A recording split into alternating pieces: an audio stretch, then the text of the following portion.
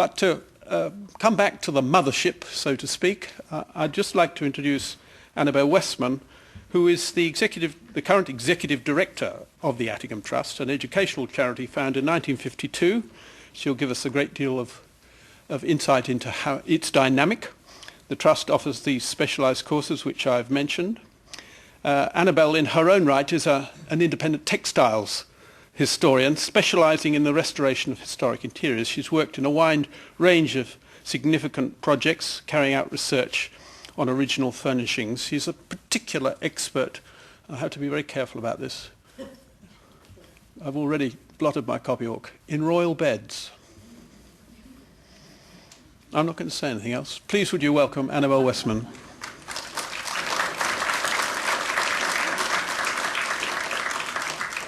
Well, may I start by saying what a pleasure it is to be here with you all in Adelaide to help celebrate the first 5 years of the founding of the Copland Foundation, and also to be so evocatively welcomed to the spirit of the place. I don't know whether Joanna is still here, but I found that very evocative indeed, and to understand the spirit of the place wherever you are is absolutely essential to understanding historic houses. But this 5 years that we're celebrating today is really a very important milestone in the foundation, which is why I'm particularly delighted, sorry I should speak here, shouldn't I, which is why I'm particularly delighted to have been invited to speak.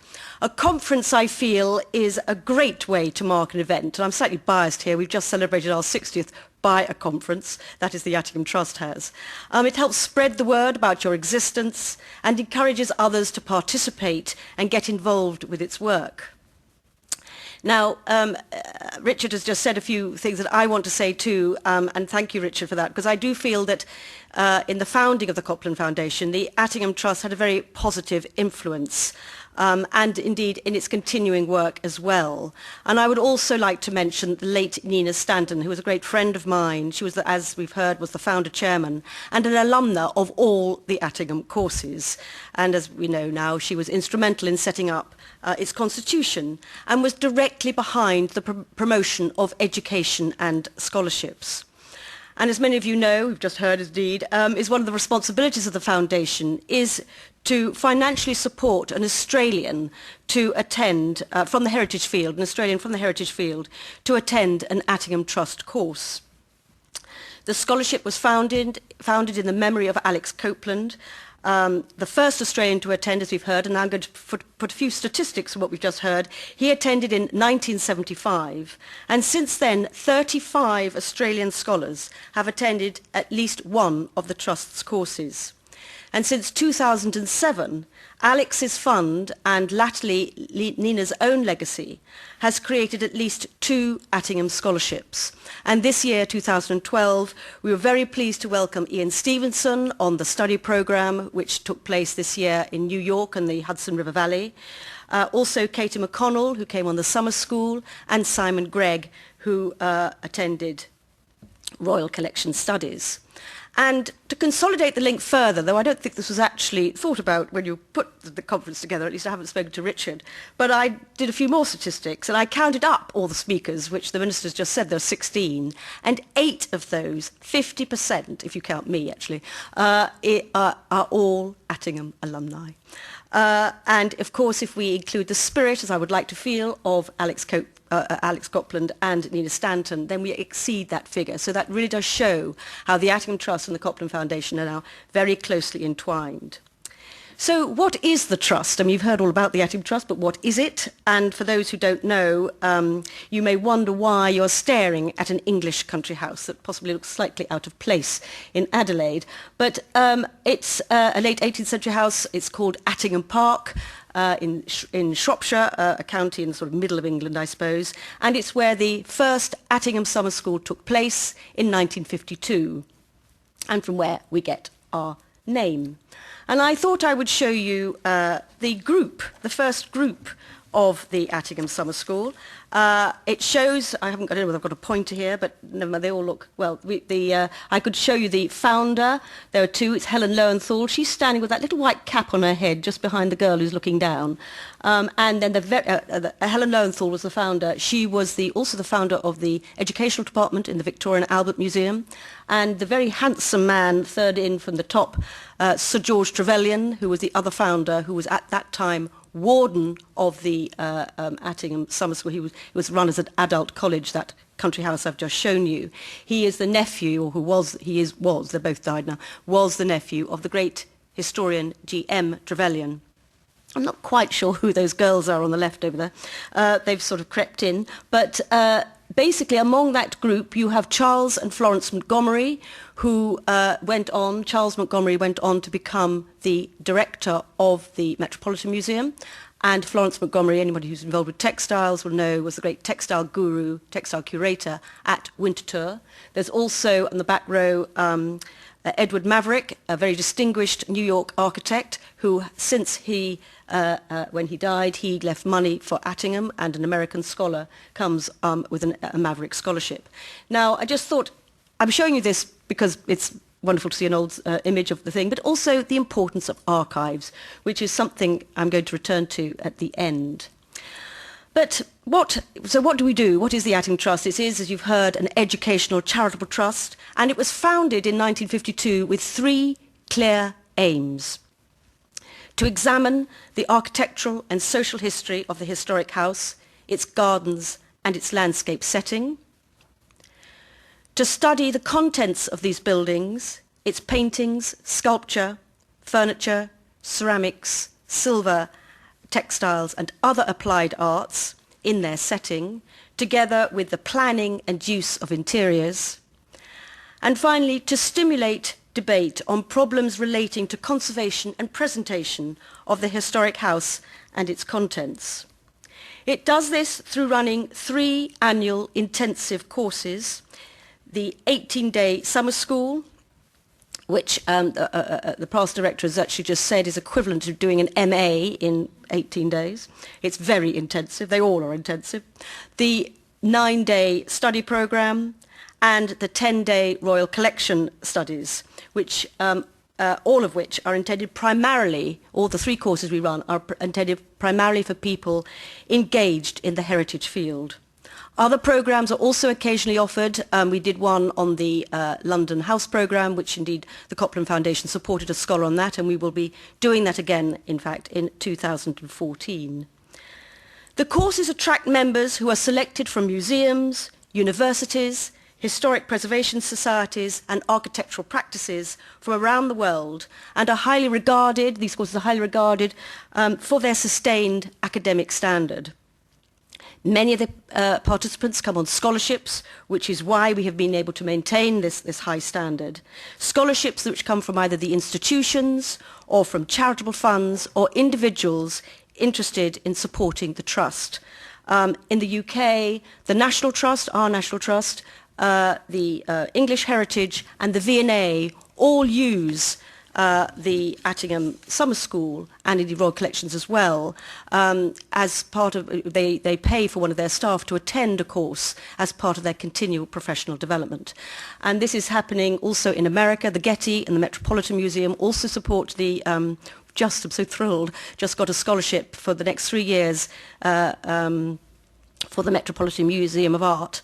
But other initiatives are also in other countries. I hope, I haven't seen her yet, but Priscilla Pitts, I hope, is here, who we have a very generous benefactor in New Zealand, and along with the Creative New Zealand, we have the Clark Collection Creative Museum Scholarship, and we have other initiatives as well. We try and get each country to support its own scholars, because, you know, it's complicated otherwise.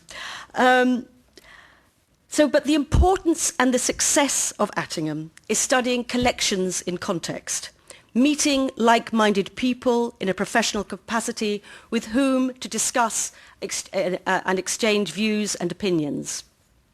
The international aspect of Attingham is very important too, and it now attracts members from the US, through, if we go across the world, to China, and from Australia, say to Scandinavia. So apart from well, we do India as well, so, but we haven't had anyone from Africa yet, but apart from that we have had people from most of the continents.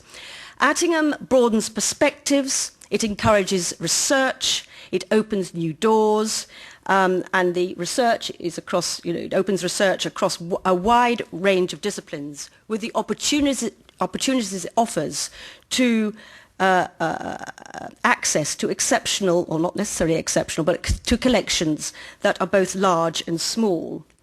And our links with Australia are particularly strong. And I found this slide the other day when I was looking for just a few slides to give you an impression of what Attingham was about. And these, some of you might recognise who they are. This is Australia and New Zealand trying to circle a tree on a past summer school. But basically my point here is to saying, with such a rich, close cultural heritage, the exchange of ideas can be both stimulating and rewarding for everybody concerned. Indeed, I'm sometimes amazed at what positive ideas can spring from Attingham, ideas which I didn't even realise we touched on. And I'm referring here particularly to a conference that I went to last year. I was invited as a speaker to the annual museums conference in New Zealand, which was held at Nelson. And I heard a speaker there who had attended Attingham, and she waxed lyrical on about the course, saying things that I hadn't realised we had covered at all. She'd put on an exhibition, and from the exhibition she said how Attingham had influenced her, how she staged it. She'd painted the walls, the colours that paintings of the 18th century should be put on. She'd put furniture with the paintings. She had really created room settings. And I was very pleased to hear that she was awarded the prestigious award for the best exhibition in New Zealand last year. Katie McConnell was the scholar this year. I've mentioned her name already. She's the curator, and I hope she's here, of Old Government House in Brisbane. And we ask every scholar to write a report. And I just thought I'd go to quote from 3 reports, and hers is one of them, just to for you to know, as from an Australian point of view, what they get out of coming on Attingham. And for her, she put in her report, "For me, it has been a truly extraordinary journey. It most assuredly has been beneficial, enormously beneficial, and I anticipate that the nature of both the professional and personal benefits will continue to surface in ensuing months and years." I'm also want to quote from Colleen Morris, and I was delighted to see her when I came just now. She's a landscape heritage consultant from New South Wales who attended the summer school in 2010, and she said her report says, the lecture programme and hands-on sessions with wood, textiles, ceramics and silver are one of the great strengths of the summer school. And I think what I want to stress here, it is not necessarily what you study, or indeed, I mean, not many opportunities perhaps, when you look at something so special as this from Windsor Castle. It is really understanding.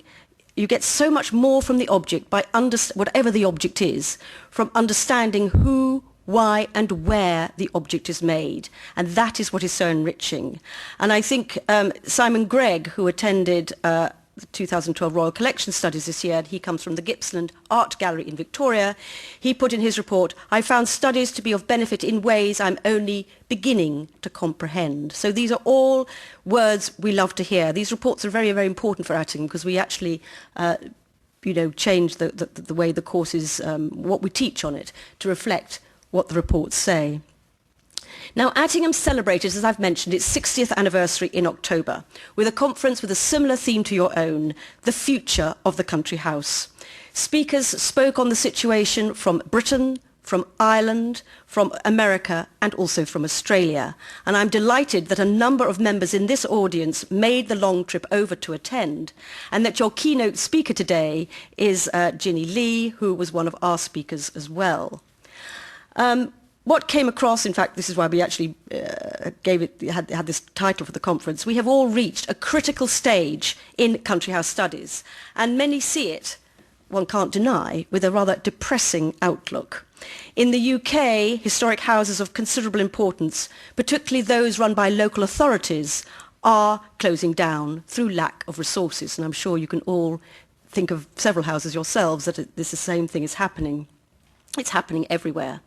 Now, I love the subtitle of your conference, How to Give the Customer What They Want and Make Money. It's so unbelievably refreshingly direct. And I shall be interested to learn how you develop this statement over the next 3 days. But despite the depressing outlook, in the conference, we discovered some optimistic green shoots, as I said, from our conference papers, and particularly the importance, and I'll be very interested to see if you come out with some similar thoughts at the end of our 3 days, particularly the importance now given to archives and the greater stress on education based on the history of the house and the collection. Studying archives provides the best route for display and presentation. It provides new ways to tell a story. A property that remains intellectually static is one that will decline. Now, one idea that is gaining greater emphasis in England is one that is being placed on partnerships. For example, between a country house and a university art history department. Some of you may have heard of the Yorkshire House Partnership, where a number of houses in Yorkshire have gathered together. They put on exhibitions of similar themes, and they are linked with the University of York. And these country houses are either privately owned or run by local authorities or run by the National Trust, and it's proved to be immensely successful. And I also would like to bring your attention to the Attingham Trust itself, which is establishing a link with East Anglia University and is now going to be forming a module on their MA History of Art course. And this is, in fact, as I speak, it's going to be put, I agreed the text before I left, and it will be put on the website. So from the intake of September 2014, 13, I mean, there will be a module on the MA course which Attingham Trust is running for this week. So heritage in context, studying collections in context, is what I want to stress. There are huge advantages from studying, over museums, I would say, how those collections in country houses, they have huge advantages to be tapped in order to understand the cultural and social history of our neighbourhoods, of our countries, as well as understanding collections and conservation. And this has actually really been the raison d'etre of Attingham for the last 60 years. And I just thought I would end by this. This is what I actually meant to show you when I said heritage in context. We do have fun on Attingham as well. This is in the Royal Pavilion of Brighton, and they're staring at the ceiling, probably totally exhausted. Thanks very much.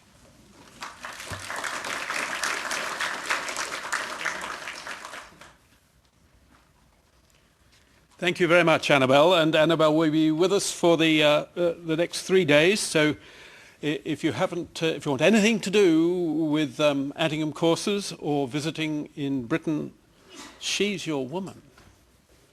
And don't forget to pick her brains about royal beds too.